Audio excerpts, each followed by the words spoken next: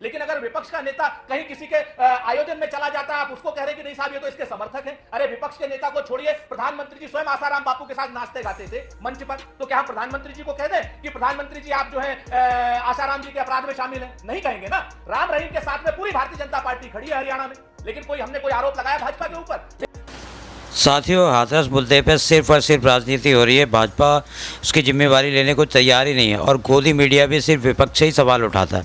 आज की डिबेट में आप देखेंगे कि अंजना ओम कश्यप विपक्ष पे ही सवाल उठा रही थी, तो सुरेंद्र राजपूत ने अच्छे तरीके से उनको जवाब दिया है। तो साथियों, वीडियो में अंत तक बने रहिए और चैनल को सब्सक्राइब जरूर कर दीजिएगा। चालू करो बे, अच्छी तरह सुनिए, धमाका है ये। 10 सीटों पर जहां पर उपचुनाव होने, इसी के मद्देनजर ये सब कुछ हो रहा है।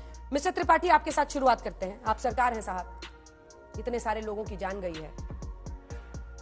दुबे जी क्या बोले जा रहे हैं? दुबे जी रुक जाइए। दुबे जी, राकेश त्रिपाठी जी, इतने बच्चों की जान गई है, महिलाएं और बच्चे सबसे ज्यादा। मेरा प्रश्न समाप्त नहीं हुआ है सर, मेरा प्रश्न समाप्त नहीं हुआ है। इतने बच्चों की, इतने महिलाओं की जान गई है। आवाज ऑडियो बढ़ाइए उनको। जिम्मेदारी आपकी, आपके सरकार की है या नहीं है? आखिर बाबा को अभी से क्लीन चिट क्यों? हम जानते हैं कि देखिए, जो ऑर्गेनाइजर्स हैं, हमने इसकी लीगैलिटी भी चेक की है। लीगैलिटी ये कहती है कि जो ऑर्गेनाइजर्स हैं, जिन्होंने परमिशन लिया है प्रामा फसाई, उन्हीं को आप सीधा एफआईआर में डाल सकते हैं।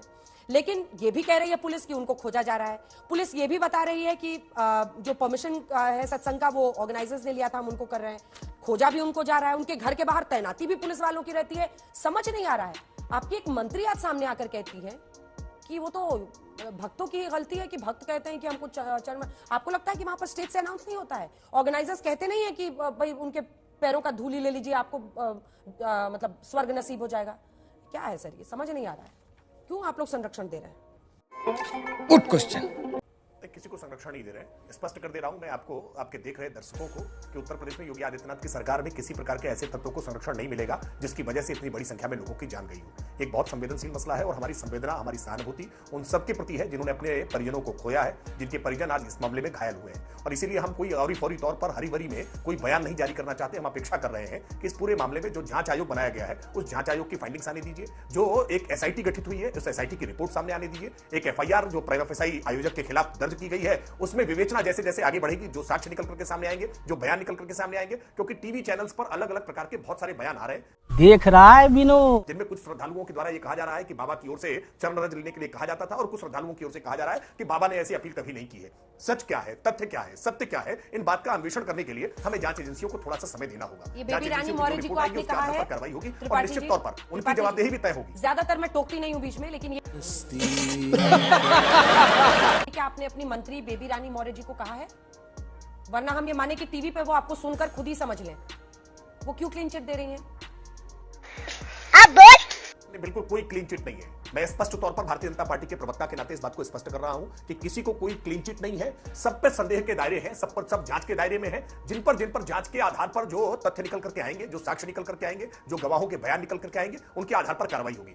झूठ बोलो, बार बार झूठ बोलो। वो कार्रवाई आयोजकों के खिलाफ भी होगी, वो कार्रवाई प्रायोजकों के खिलाफ भी होगी, वो कार्रवाई प्रशासनिक अधिकारियों के खिलाफ भी होगी। आप इंतजार करिए, थोड़ा धैर्य रखिए। आयोग की रिपोर्ट और एसआईटी की रिपोर्ट, इन दोनों रिपोर्ट्स का इंतजार करिए। और ये रिपोर्ट अनंत काल तक लंबित रहने वाली रिपोर्ट्स नहीं है। ये रिपोर्ट्स बहुत जल्दी ही जनता के सामने आएंगी। आप कुछ भी बोलो, ये नहीं सुनने वाला। सुरेंद्र राजपूत जी, आपके नेता आज गए इतनी दूर, लेकिन मौन रख लिया बाबा पर। समझ नहीं आ रहा।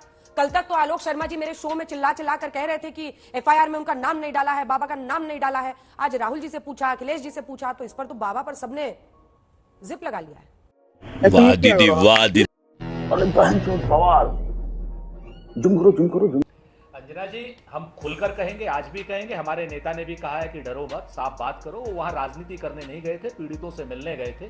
और पीड़ितों से मिलने जाते समय उन्होंने भी आज कोई राजनीतिक बात नहीं, उन्होंने तो बल्कि योगी आदित्यनाथ जी से स्पष्ट कहा कि मैं विनती कर रहा हूं मुख्यमंत्री से कि इनका मुआवजा जल्द से जल्द दिया जाए और ज्यादा बढ़ाया जाए।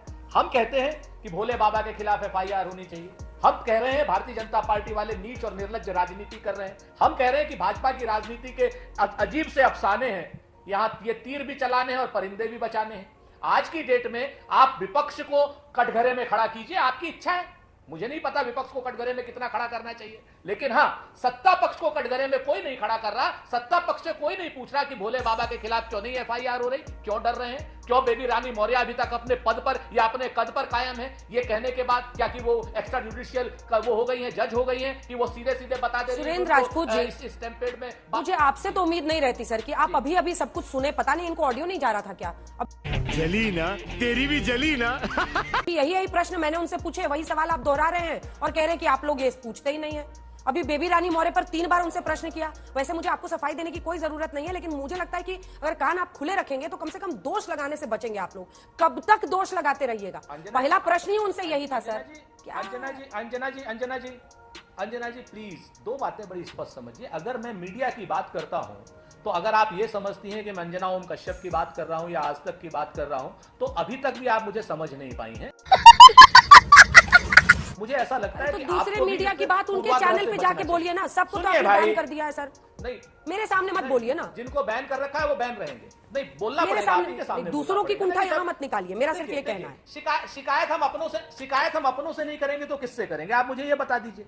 आप मेरे को ये भी तो बताइए ना कि हम आपसे शिकायत नहीं करेंगे तो किससे शिकायत करेंगे? कौन रहेगा? आप यहां पर मुख्य प्रश्नों पर हम लोग रहें। यहां पर अखिलेश यादव जी को, राहुल गांधी जी को किस लिए खींचा जा रहा है? इसलिए खींचा जा रहा है कि वो वहां पर गए, हादसे के स्थल पर राहुल गांधी जी गए, इसलिए आप उनको खींच रही हैं। आप प्रधानमंत्री जी को, आपका मतलब मीडिया प्रधानमंत्री जी को इसलिए नहीं खींच रहे कि प्रधानमंत्री जी क्रिकेट की ट्रॉफी लेकर के फोटो खिंचा रहे हैं और ओलंपिक वालों के साथ जो है मसाल जला रहे हैं। और ये वही प्रधानमंत्री हैं जब 11 स्मगलिंग के आरोप में 2011 के आसपास गुजरात के कुछ हीरा व्यापारी स्मगलिंग के आरोप में वहां फंस गए थे चीन में, तो उनको छुड़ाने के लिए तो चले गए थे। हाथरस चंद 100 किलोमीटर दूर है, यहां पर प्रधानमंत्री जी नहीं आ रहे, कोई नहीं प्रश्न पूछ रहा उनसे। तुम चुल्लू भर पानी में जाके डूब के मर जा। उनसे यह भी नहीं पूछा जा रहा है कि आप भैया ट्रॉफी ले लिए हो, ओलंपिक वालों से मिल लिए हो, तो एक बार जरा हाथरस के हादसे पर इसलिए प्रधानमंत्री जी मौन है क्योंकि यहाँ के लोग गरीब हैं और वो गुजरात के हीरा व्यापारी थे, वो अमीर थे, वो स्मगलिंग के आरोप में चीन में जेल में बंद थे। उनको तो छुड़ाने के लिए तत्कालीन मुख्यमंत्री जो वर्तमान में प्रधानमंत्री नरेंद्र मोदी जी वो चले जाते हैं। उनसे प्रश्न होने चाहिए, नहीं होने चाहिए? दुनिया का एक बड़ा हादसा है।